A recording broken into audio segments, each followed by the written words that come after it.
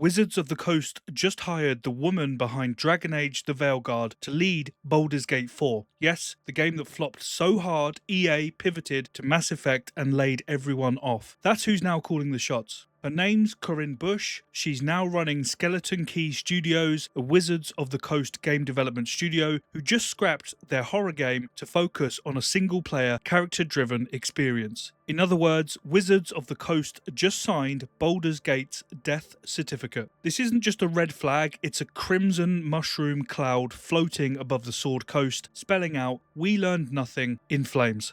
Busche is an 18-year EA veteran. She only became Veilguard's game director in 2022, 5 years into development hell. The game had already been rebooted multiple times, but she was the fixer, the one they brought in to salvage the mess. And what did she deliver? A game that hit just 1.5 million sales, half of EA's target. A critical flop. That's who Wizards of the Coast just handed the keys to Baldur's Gate. Under her leadership, Veilguard abandoned everything Dragon Age fans cared about. Tactical combat, gone. You controlled only your main character while your party just ran around like headless chickens. No positioning, no micromanagement, just button mashing disguised as streamlined gameplay. The open world, gone. Linear corridors and fast travel nodes. An RPG designed by someone who thinks players are too dumb for complex systems. But hey, if you ever wanted your RPGs to feel like a corporate team building exercise, congrats, because Veilguard was your game of the year. But let's talk writing. Veilguard introduced a forgiveness system that sounds like it was built in a boardroom. Your companions might get upset at something you did, but only temporarily. Then they forgive you automatically, no matter what.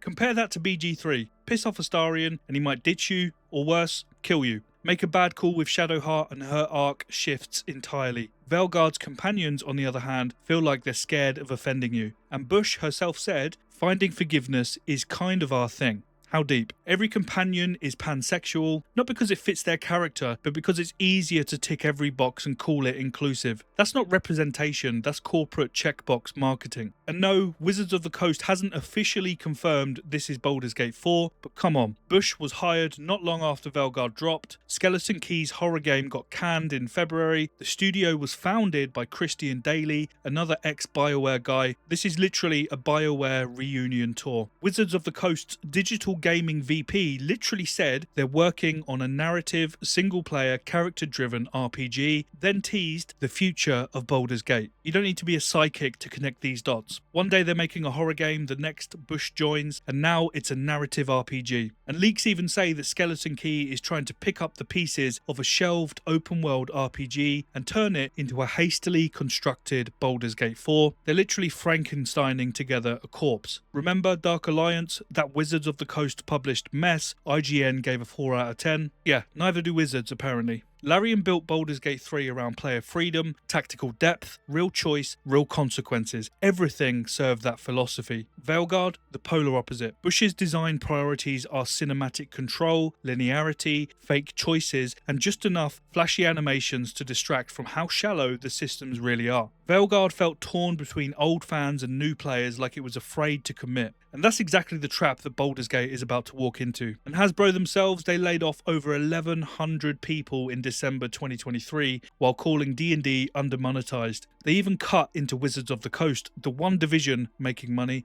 President Cynthia Williams said D&D isn't monetized enough. Translation, get ready to pay $19.99 to pick a dialogue option that doesn't suck.